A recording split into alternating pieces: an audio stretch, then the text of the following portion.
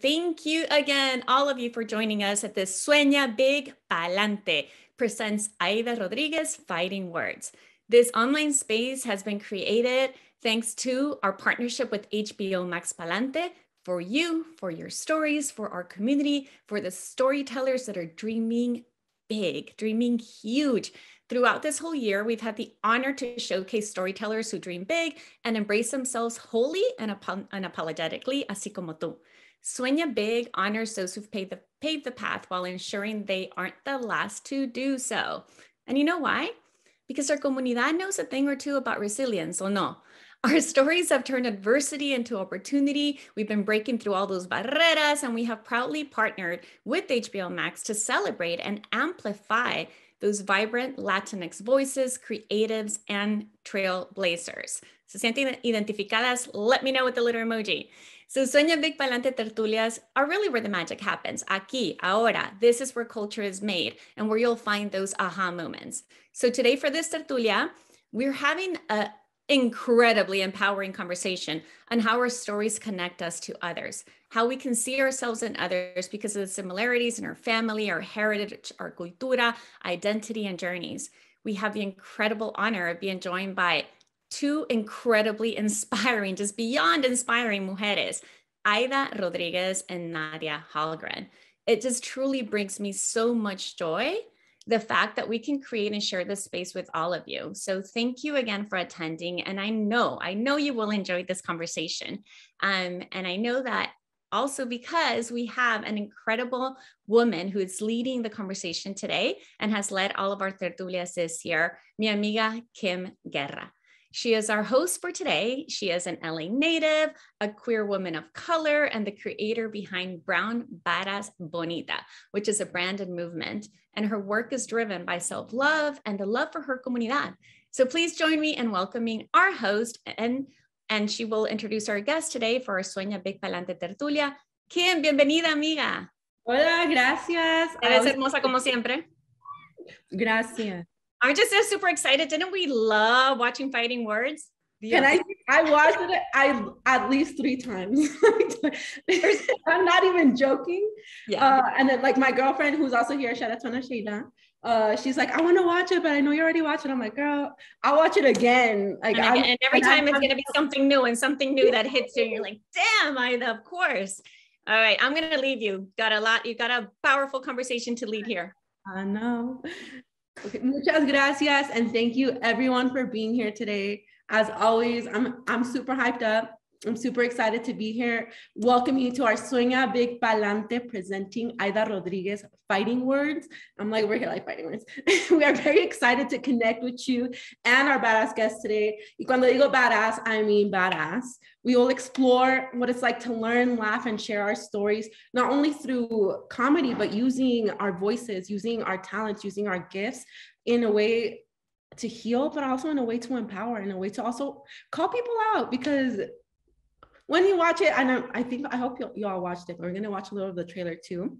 Comedy can influence and educate us and challenge in our challenging issues and the hidden narratives at the same time. And I also think it's so badass porque comedy usually has been like very male driven and white male driven. So to have like this badass woman of color taking up this space and calling people out and bringing light and bringing healing, y'all are going to be thanking us once we show you a little bit more of this conversation, more of this trailer. Ya me voy a callar. Felicidades, Aida and Nadia. This is beautiful and so powerful. Ya me voy a callar para que vean what I'm talking about. I didn't know I was half Dominican until I got older.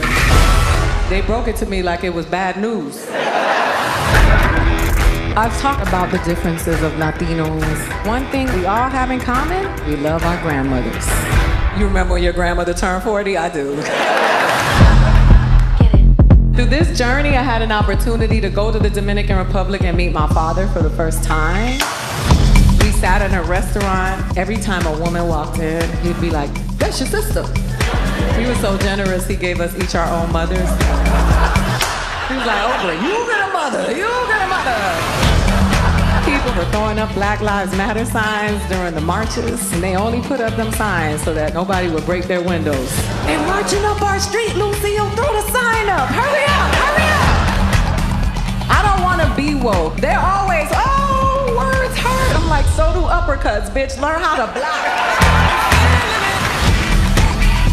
Too much truth for you tonight. Hey, how do you feel after that? I want to see how you feel. Put that in the chat because that was powerful. Even just watching it, I get hyped up again. I'm like, Aida, ¿qué me estás haciendo? So now that we're here, we are ready. I want to introduce our guests, Aida Rodriguez and Nadia Hall-Green. These mujeres have graced us with their presence, and I'm so excited to just welcome you in and have this conversation with you. Aida, you're a comedian, a writer, actor. Esquire magazine declared you a genius who turns your pain into progress through your work, including being a headliner for multiple specials, the first Latina to tape the Shaq All-Star Comedy Jam, and a finalist on The Last Comic Standing, and then some. You shared that you stand on the shoulders of great people who did a lot and made a lot of sacrifices so you can do stand-up comedy, and that's a privilege. How do you hold this privilege and use your work as a way of honoring the women in your family who didn't have these privileges and opportunities? First of all, thank you for that introduction. I exist in a very different world than a lot of these people. And I just see myself as somebody who just shows up every day and goes to work. And very much like my grandmother, who was a saleswoman, door-to-door saleswoman. Sure, I enjoy some privileges that some people in my family haven't. And I live a much better life than I was living 10 years ago. But I just like to stay on the ground because I feel like that's what keeps me going forward and keeps me, fresh and connected, because I'm a stand-up comedian and I feel like I should be connected. I'm very thankful to the people who came before me, and the way that I honor them is by including them in the stories that I tell. And in this specific place of comedy, world, which is comedy, they live by way of stories and jokes. But my grandmother is always in everything that I do because, we think we're so strong because we're not enduring the things that they endured. And we like to say things like, couldn't be me. It couldn't, because we probably wouldn't survive a week in the shoes of the people that came before us. And so I just like to honor them and respect them and know that they were G's to be able to endure all the stuff that they endured, because somebody tweets me something bad and I want to cry. I couldn't imagine having to endure the things that my own grandmother endured. That is so real. And I respect that. When my grandma tells me, the first thing is like, why or por qué? But we don't know, they didn't have the options a lot of times that we do. And like you said, like we would not, I know I wouldn't survive like the shit that she's been through. And the only way we can is like by honor and respecting that and like holding their stories and bringing honor to them. And as I hear you talk about your grandma, my grandma is a young grandma. She's from the streets, if I can say that respectfully. And I'm like, our grandmas would either be like best friends or they would be like shooting each other up, like there's no option, no in between. So I love it. I hold that. Nadia, you're a Bronx-born, award-winning filmmaker with PR roots. You've directed powerful documentaries, Becoming, about First Lady Michelle Obama, After Maria, documenting the story of 3 displaced moms in PR after Hurricane Maria, and the award-winning Sundance film Motherland. You're taking up space también in a white male-dominated industry. And that's such a badass way for you not only to fight for yourself, for the community, but also for the stories that need to be told. How do you see your work and your presence in this field as making a difference for your community, but también paving way for those who come after you? Well, Kim, first off, thank you for for the wonderful introduction, for having me today. Ida, thank you for inviting me to join you in this conversation. And I miss you. I haven't seen you in a minute, so it's nice to see your face. I know I'll see you in person tomorrow. Yeah, I think, you know, when I was first introduced to documentary storytelling, first through photography and then through films, I knew early on that I wanted to make films that my people wanted to watch, but within the documentary genre.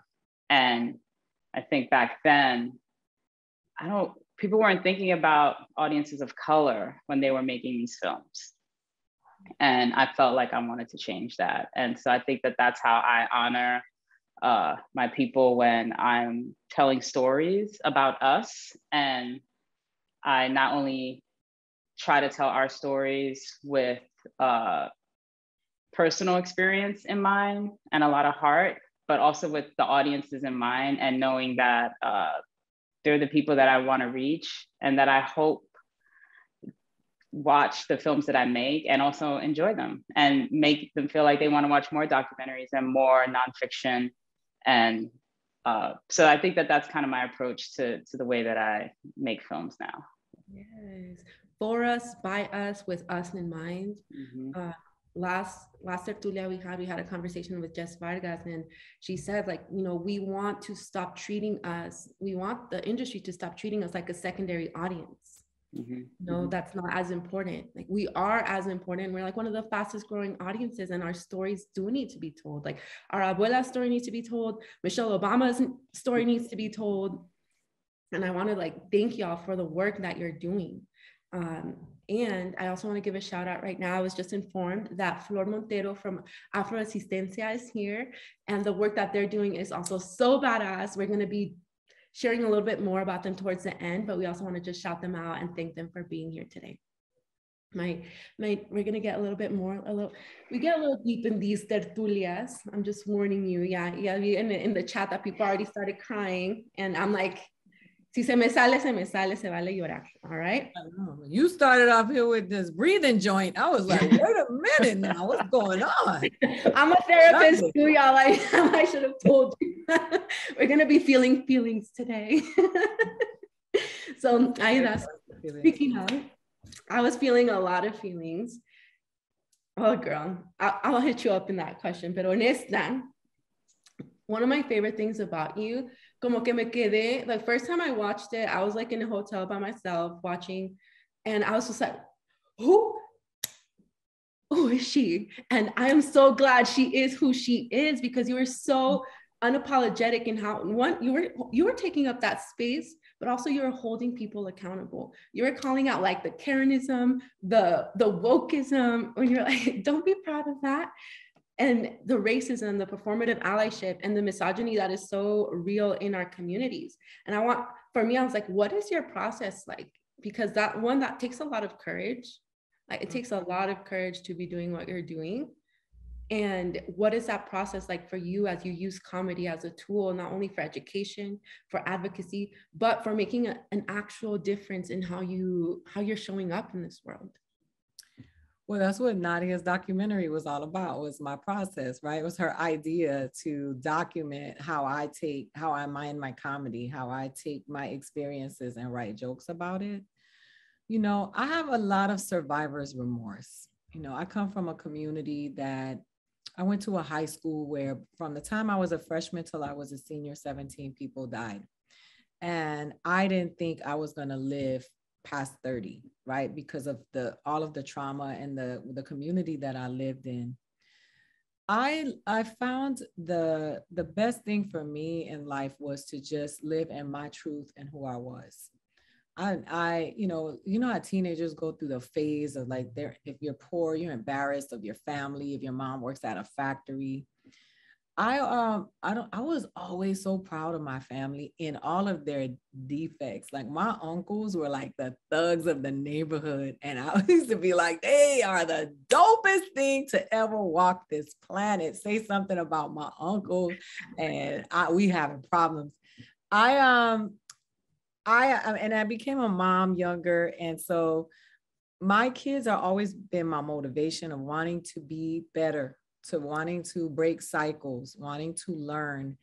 And in the stuff that the people that I gravitated towards have always been very authentic. I love Muhammad Ali and Bruce Lee, you know, like the hip hop people that I watched, people that I admire and respect, Celia Cruz, who's La Reina, that I love. They all, the one thing that they all have had in common in their success is that they were living their authentic experiences and living in their truth.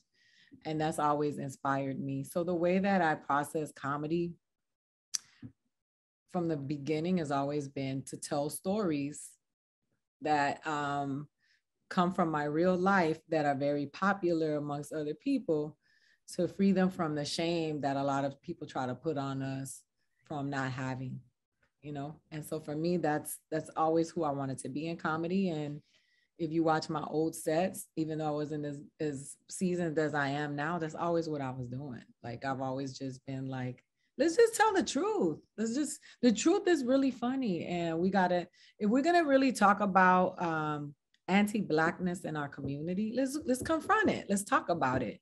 And you know, I'm in a really interesting space, because what I've paid attention to, which has pushed me more towards being myself, is that if I don't talk about it, then I'm ignoring it. And if I do talk about it, then I'm taking up space, right? So I made a decision that I'm gonna use my privilege and my platform to talk about the things that people who don't have a voice can't talk about it until I create a way, and a way is created by others so that they can talk about it and speak for their experiences. And so that's just my journey in comedy. I've always been like, I want to shed a light on, you know, esa negra que me crió a mí, mi abuela, que era the person that I admire the most in the world, my real life hero. Her story matters to me. She was illiterate. She couldn't, you know, that was her reality. I know how to read and I know how to write, and I'm gonna make her the queen everywhere I go. So that's what it's about for me. That is what it's about. Like, what I heard is like, hold on to your story and unsubscribe to the shame, but like reclaim that truth that comes from where our roots are. And I always say, like, our roots are the reason we're blooming today. And we wouldn't be blooming if it wasn't for our roots. And for us to be disconnected from that is a dishonor to the people that planted seeds, the people that had to water and be the earth and give the nutrients for us to grow. And we have to honor that. Yeah. And that becomes, the comedy is my way of doing that. Some people do it when they sing. Some people write movies about it, which I'm writing movies about it too. But comedy right now is the space where I do that. And that's you know, so my process is, this is the situation. You saw the stuff with my father. You saw me meet my father. I'm gonna write a joke about it. It doesn't feel the same if I'm writing a joke about it. If I don't have the experience, I don't go see this man, touch his face, say, where you been? It makes it real for me. And then it makes it real for other people who said, hey, I had the same story. I'm one of those people. And I have not heard anybody share it in the way that you did. We're going to be talking about that more. Yeah, I see Debbie, so I may cry there. So I'm just like, I'm going to tell my girl to bring me my Kleenex. Nadia, you're behind the scenes for a lot of your work, but your presence is known and it's felt in the work that you do. And I want to ask what your process is. Like, how do you bring yourself into this? And how do you see yourself like taking up space? And also I want to know, like, did you see yourself in this film and like the scenes of Fighting Words? Because I saw a lot of myself in this film, how you guys put it together. So I want to know what this process was like for you. Sure. So I would say, first off, when I initially saw Ida stand up, I was dying. I was just like, this is so similar to the way I grew up. And I texted my sister and I was like, yo, did you see this? And she was like, yes. And we were laughing and talking about our own father, which is a completely tragic story. However, we were still able to laugh at it through Ida's storytelling and Ida's stand-up. So I think that was really my first connection to Ida before we had ever even met. You know, it was just really when you see somebody and they're speaking to you and your life experience, and you know, you never heard those stories anywhere on TV before or outside of your own family, and just how special that feels. It's just, it touches a part of you that is often untapped. And so, you know, a bunch of time had passed after that until Ida and I ended up getting connected. And, you know, I think for me, I've kind of made it a rule for myself that I will only make films about people that I love. My style of storytelling and filmmaking comes from a place of love. And not that people aren't complex and they may do things that are, you want to know why, you know, they're not good, they're not bad, they're just why. We're all, you know, a story's only good if it has a level of complexity to it. Otherwise, it's not going to be good. So that's one thing to understand. But it has to start with a place of love. Because when I'm, you know, I also shoot my own films. So I'm the cinematographer as well. And when I'm spending 10 hours a day with my head buried in a viewfinder, staring at an individual, I want that to be somebody that I care about. I care about what they're trying to do. And again, it's just all coming from a place of love, because that makes me feel good. And I want to feel good when I work, and I want to feel good with the stories that I tell. And also knowing that most of the stories I tell are about people of color or people from marginalized communities. And I start from a place where I want to tell a story that is just much more deeper, complex, and in a way that we haven't seen before. So that's really important to me. And so when I first met Ida, I just knew I loved her the first day I met her, the first time we connected, and I was like, yeah, I got to do this. And then we realized, of course, that we had all these like insane connections to Ida. You know, she's great friends with my cousins and other people that she's just known forever that I'm deeply connected with. And so I think we both knew in that moment that it had to happen, and we were just going to figure out, you know, a way to make it work with all our schedules and the craziness of our lives and whatever challenges got in the way. You know, this is never easy. Watching a special or a documentary and it's polished in the end, and you know, the audiences don't get to see all the cracks, but there's cracks everywhere, you know, and there's challenges at every turn. And so a part of it to me is also teaming up with someone who you're willing to go through those difficult challenges with and still love each other in the end. And if anything, the bonds are just deeper. I feel like by the time we left Puerto Rico, I knew Ida was a friend for life. And someone that not only did I connect with her, but her children, her friends, her family members, and that's what it's all about to me. So I think that that's really how I know what films I want to make and what people I want to, you know, go on this journey with, because it really is. I mean, you know, for Ida to trust me to take that trip with her and to be in that room when she met her father for the first time, I don't take that trust for granted. And I feel honored that she allowed me to be there and witness it. And then in terms of taking up space, I think I do my best to, again, send out positive energy, but not, I don't like to talk too much when I'm working. I don't like to take up that type of space, but I feel like it's important for the people, especially on the other side of the camera, to know that the energy coming from me is good, because it's very hard to be watched at all times. You know, when you have a camera trained on you, imagine how that feels. And so it's important that that the individual doesn't feel self-conscious in those moments, and that they know that I'm there, but again, I'm just rooting for you. I'm only there rooting for you. I'm not there for any other reason. And of course, to make a film. So I hope that answers your questions. Yeah. And I can feel that energy that you're talking about. We can feel it in the film as viewers. And also we can feel that love, like that love and like mutual respect, that you're holding the stories with dignity. And that leads me to my next question, which it could have been so messy.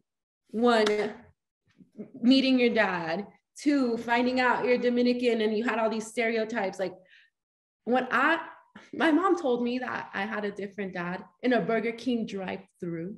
And she's like, oh, and he's Salvadorian. And as Mexicans, we don't like Salvadorians. And I was like, I was 6, I was 7.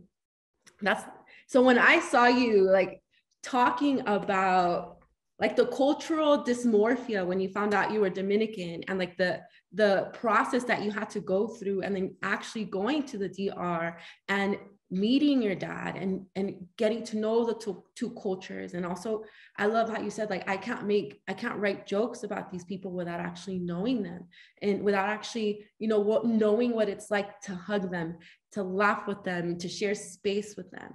And you also walked with us through the expectations and like the reality that there was also like a gap there, like with like things that you expected and the things that actually happened. And you talked about how to hold space for the work that still needs to be done, not only culturally, but relationally, emotionally.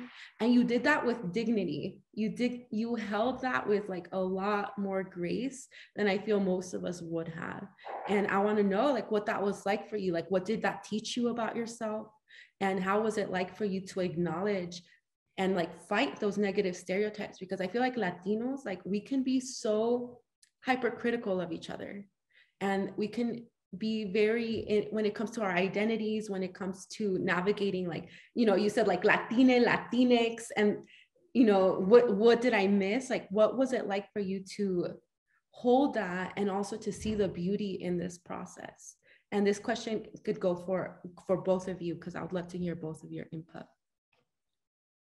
You want to go first, Nadia?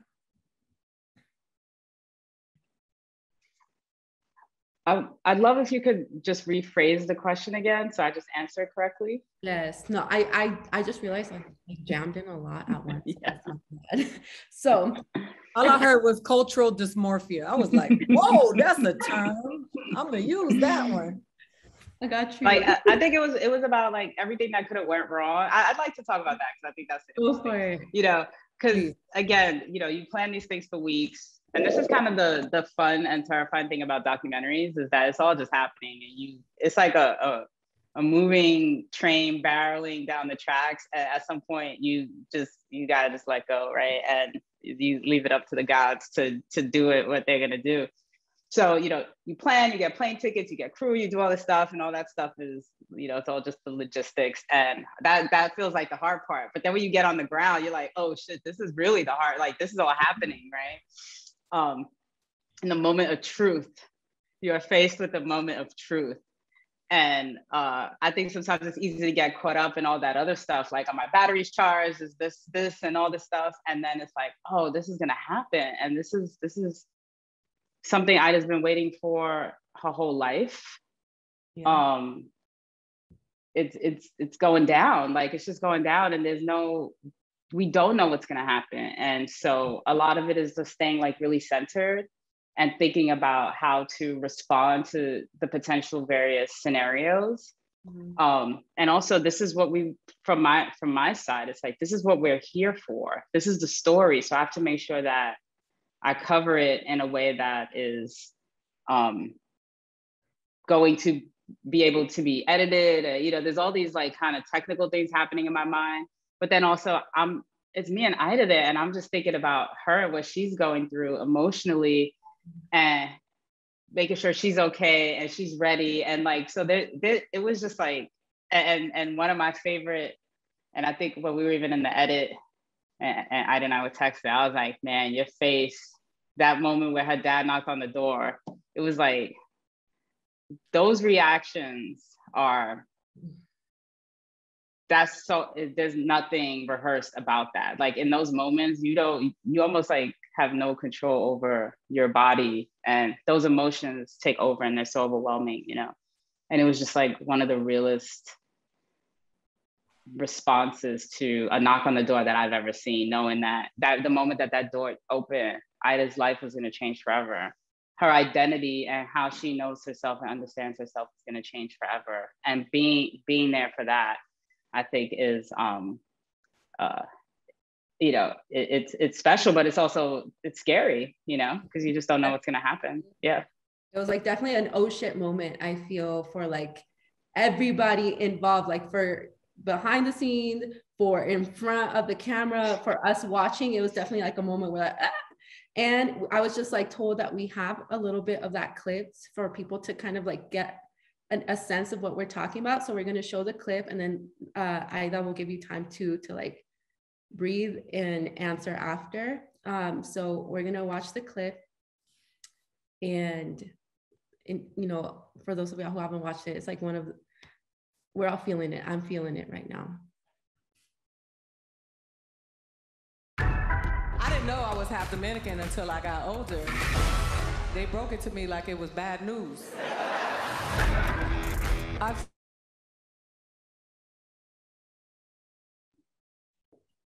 Was that it? It was a trailer.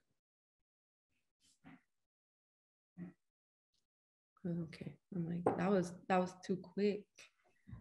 That was cool. That was cultural dysmorphia right there. In the meantime, I mean, Ida, do you want to talk about that moment for like from your perspective, perhaps, and then hopefully the clip will get queued up. Sure. People asked me before, was that scripted? How many times did you do it? Nadia's my witness. First of all, Nadia is one of the most gentle and generous filmmakers. When those moments happened, it was just me and Nadia. It wasn't a bunch of people around. Nadia would check in with me before every moment and after every moment. But right before I met my father, because some people were like, you were very stoic. You didn't cry. Like, you just looked like you was just like, and I was like, no, I had my meltdown right before that happened, right? Which Nadia had to come to my room because I had this moment right before I met my father when I was trying to figure out what to wear. And my children had to gather me up. I had promised myself I was not going to cry when I did press. But I guess this is my breaking moment. I didn't know what to wear because I wanted to be pretty for him. I was really self-conscious about the bags under my eyes because I had not slept in months. I was really angry. And I also felt really bad that when he first met me, he didn't reach for me to give me a hug. I had to say, "You're not going to hug me?" I didn't take into account what he was feeling. He didn't know if I was going to cuss him out. That moment was, I'll tell you what it was, a very, very big moment in my life because all of these things flashed in front of my very own eyes, things that I have done seeking this man and what that would represent in my life. I had just been broken up from a relationship that I was in for like 4 years.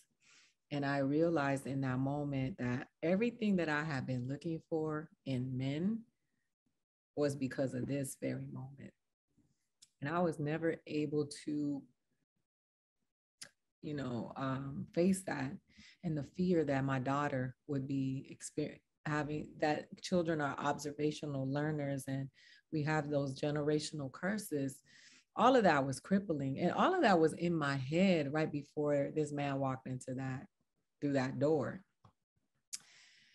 Also, the harsh reality that the negative rhetoric that I had heard about my father, that it could possibly be true, was also right there with me, right? Because we had this idea of like, specifically someone like me who was kidnapped from my father, it makes my mother the villain in the story, right? Because she took me from him. And the whole time it's like, oh, he wanted me. She took me from him. But the truth of it was that he'd been to the States several times. He had all these other children from other people. If he really wanted to find me, he could. He found my mother after their breakup. And that he could possibly not be a good person. And that's like the hardest thing to have to accept, that my mother did something that was not necessarily the best, but what she was doing was in my best interest, because she was only 17 years old and all she thought was, I have to protect my baby from this man. So all of that was happening in that moment. And what you saw when you saw my face was, what is this? Why am I here? What am I doing? Like, it's like when you get to the top of the roller coaster and you have that moment of regret that it's about to drop. And you're like, why did I do this? Why am I here? Yeah, that was what I was. Moment. Yeah, you know, back moments. There's no going back from that. And, you know, Nadia spoke of those cracks. She held me together through this whole time because it was just me and her. Like, it was us. You know, I had to care for my children in this moment, even though they're not little kids.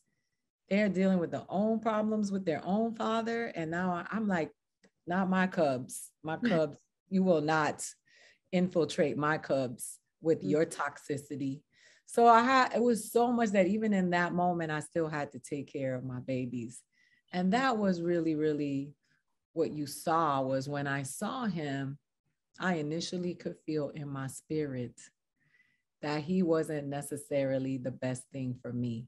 And that was the hardest part, to have to accept that maybe my hero wasn't walking through the door, just another flawed human being who would probably need me more than I need him. That is so real.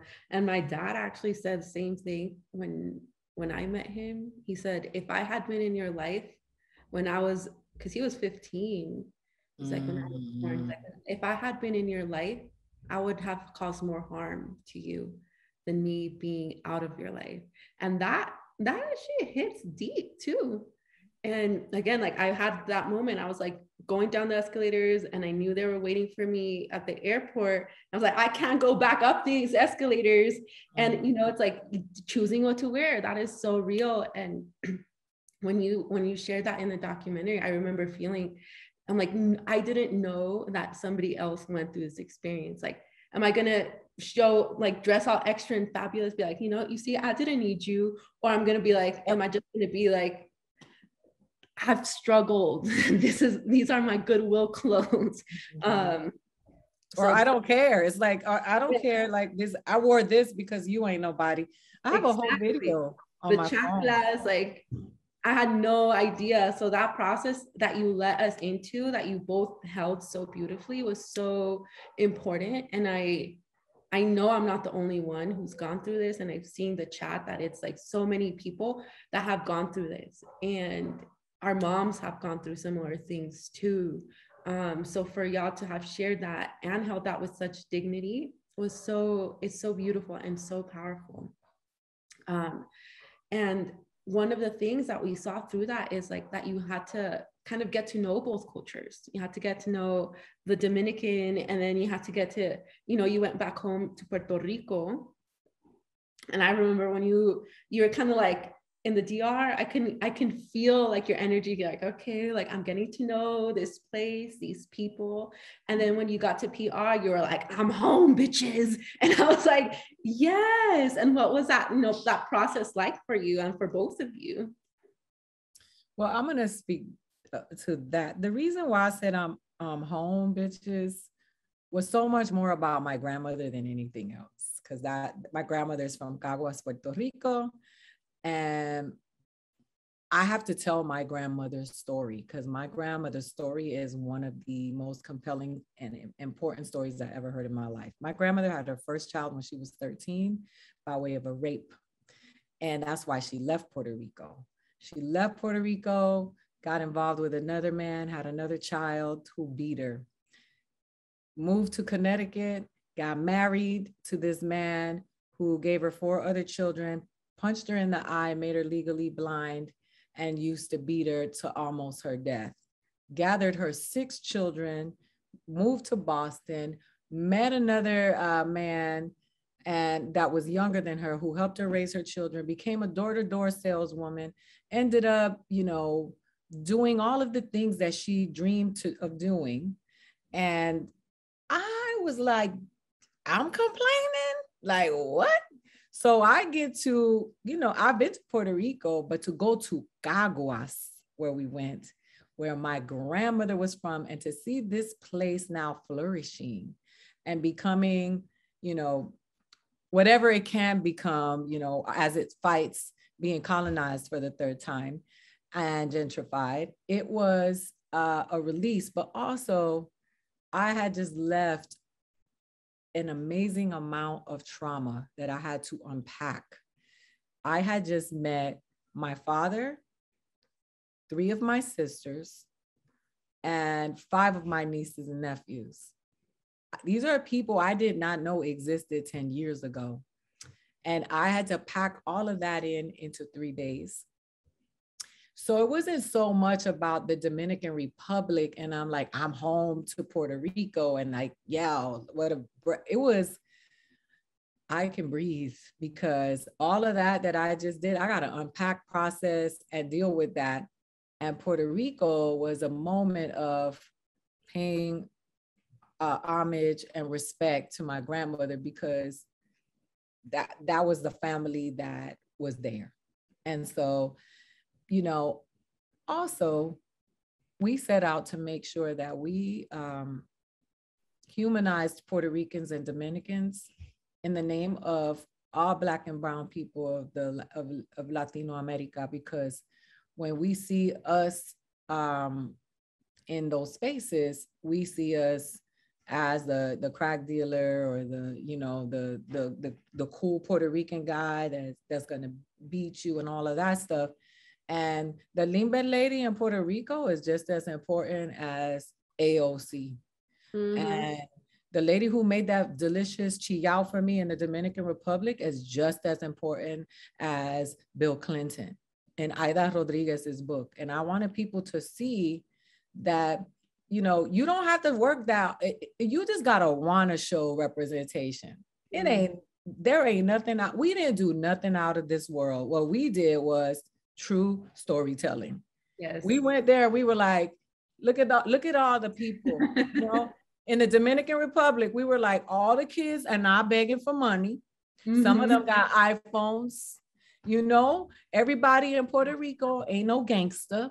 These people going to work, and they got homes. And so it was like, so when we got to Puerto Rico, because Puerto Rico has been getting a really bad rap in the media with the femicide and the gang problems, we wanted to show beauty. You did. And like both of you did that. You brought that to the scene, like from the people making food to the comedians, to the kids, to the woman singing on the street. I was like so grateful y'all showed that, because you showed beauty, you showed power, you showed community, you showed family, you showed cultura, people existing. And like somebody here in the comments shared, you showed we exist, and you simply showed existence. And with that, I want to invite questions from the audience. Like I've been speaking a lot. So tell us what questions y'all have, and how. Right here we have. I can jump in really quickly. We have, I believe, Julia Montoya. So what we're doing, the dynamic really quickly, is we want to hear your voices. We want to see your faces. We want to invite you up to the stage. We don't have a lot of time, so we're probably going to be able to get to. So if you're selected, you will be made a co-host so that you can open up your video and you can open up your mic and join us up here in the stage. So team, can we bring Julia Montoya up here? Yeah. Oh, I'm here. Yeah, hi. I'm like, I'm on the stage now. Okay, here we're bringing up Julia because she has a beautiful question. Thank you. Hey, put me on the spot. I just want to know, what tips do you have for like myself that I'm going into film and TV? What tips do you have to deal with people in this space where it's still male dominated, white male dominated? Because there's so many times where like, what the hell am I doing? I'm too old for this. Because it becomes like a constant, like coaching yourself every day when you're dealing with certain people.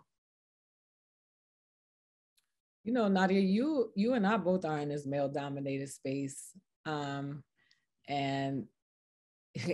beyond male-dominated, you know, white-dominated, and you and I are both enigmas in what we do, because, you know, I made a decision a long time ago that I was not a victim, that I'm a victor.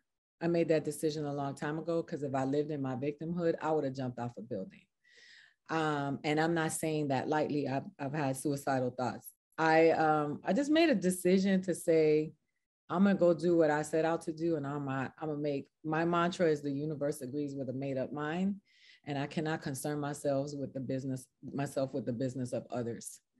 I had to make a decision and say, I'm gonna go do what I keep telling people needs to be done, and I'm not gonna talk about it anymore. And I'm gonna protect my space.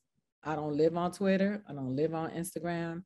I don't live on that stuff. I live on the ground, and I work every day to try to figure out how I'm gonna show art and tell our stories. And I take care of myself, because things don't change overnight, and they're not going to.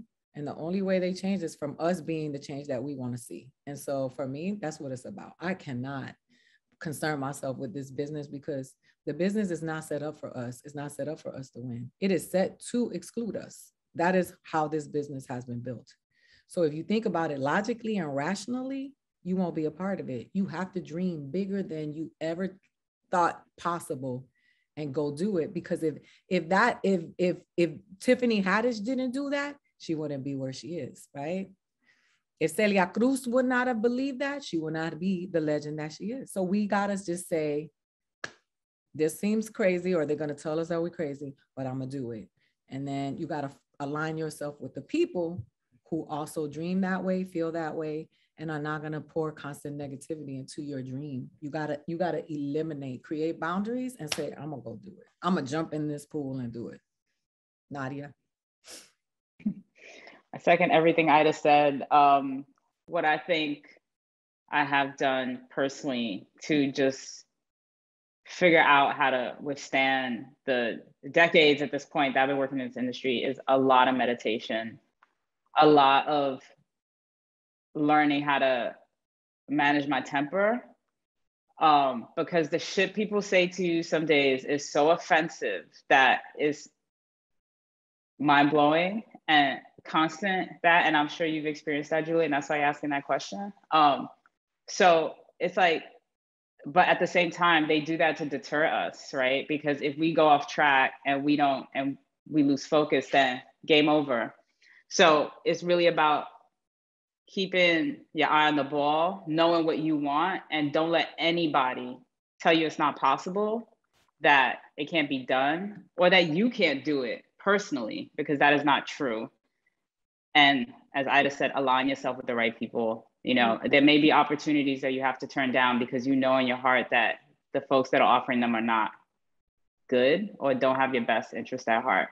But you will find, we find each other. Look, Ida and I found each other, you know, and this is our we both managed pad. to find people, that you just put it out in the world and it comes back to you. And it's gonna be one of the greatest challenges, but also one of the greatest rewards, I think, of this type of storytelling.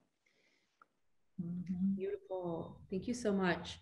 Okay, we have Elizabeth with your next question. And I really love your question. Come on in, girl. Hi, so happy to be here. How have you built your tribe to build support for your work and yourself? It's taking time, trial and error. You know, you think some people are in your tribe, they're inside trying to take it down. I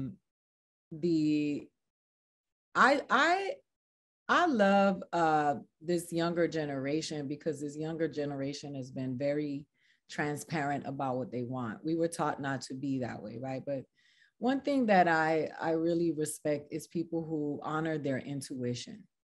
because we try to intellectualize a lot of things in relationships, and not just, you know, romantic relationships, and just relationships, you know, when you are around people that are generating bad energy and pouring that into your stuff.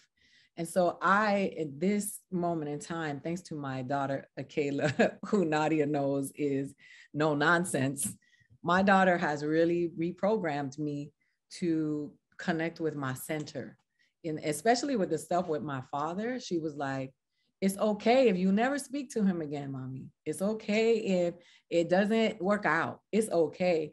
So I just been very, very fortunate that they are pouring into me now, but I've been very judicious about my intuition. And I like to give people grace, because I know we are all imperfect and make mistakes, but I really like to pay attention to where a person is here, because that's going to mean more to me than knowledge. Because you can go learn how to write a script, you can go learn how to technical stuff, you can learn.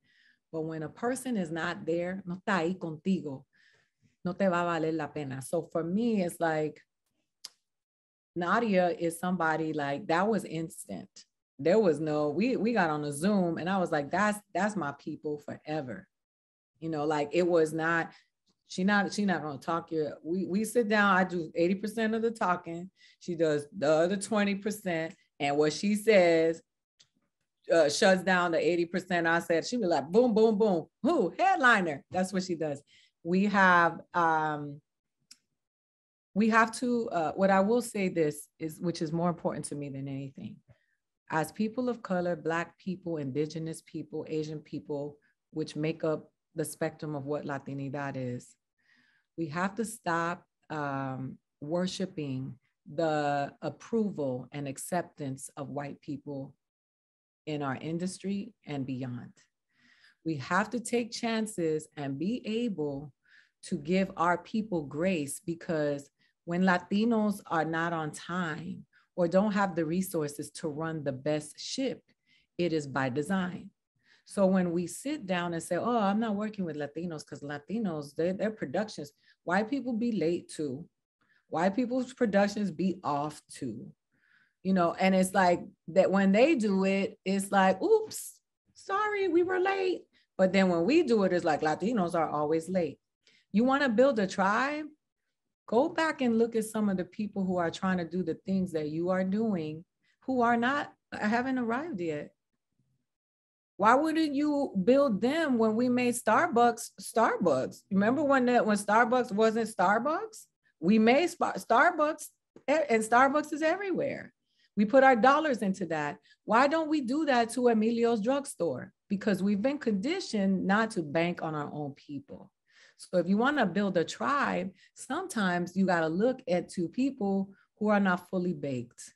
But if you could see the potential in them, you might have yourself a future director to your documentary that could possibly take you places that white man will never take you, because he doesn't think you're worthy of it. And that's not to say that all white people think the same, because, you know, you got to be careful what you say, because people just grab a bite and then they go take it and have a field day. But I feel like my tribe has become looking beyond what's popular and what's popping, and seeing the magic and the potential in people who haven't arrived yet, and saying, this makeup artist is going to be great one day, and it's going to be with me from day one. And that's to me, that's been the magic of this. My tribe is just, it is made up of the elders and the youth and everything in between.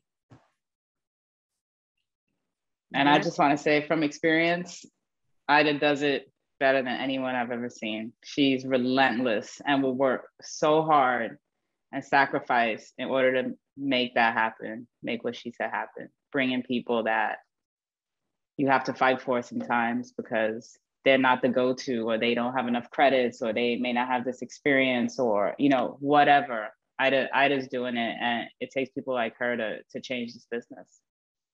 And you both are doing that. You both are changing that. And I love how you said it's like aquí del corazón. If you feel it, like you stand by that. And I see that too, like that intergenerational braid of like our elders and those that come after us and us in the present. And like, that's how we move forward, and that's how we get stronger. Y sí, it's like, it's not about the numbers, it's about the people, it's about the energy, and it's about like the community, honestly. Ya no tenemos tiempo de preguntas. I want to honor your time too, but I just want to close with this quote that y'all have like been embodying and embracing throughout this whole thing. I'm not going to let anybody bully me into believing my story doesn't matter, because it does. Go tell your own fucking story and stop telling me how to tell mine. And that is like what y'all did in this film. And also the invitation and call to action I want to give to every single person here. Go tell your story, and don't let anybody tell you how to fucking tell your story. Porque de que importa. What you have to say matters. Your story matters, because who you are matters, and who you represent matters, and your roots and the people that made you who you are matter. So go tell your fucking stories, please, and thank you with all love. I want to say one more thing. I just want to say one more thing, please. Say it. I love you guys, and I thank you so much for praising me and supporting me.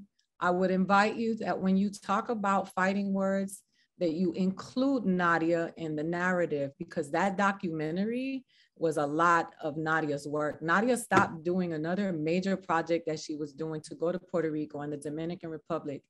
And it ain't no fun if the homies can't have none. So I am just a reflection of a village that showed up for me and for this project, that supported me and my kids in this journey.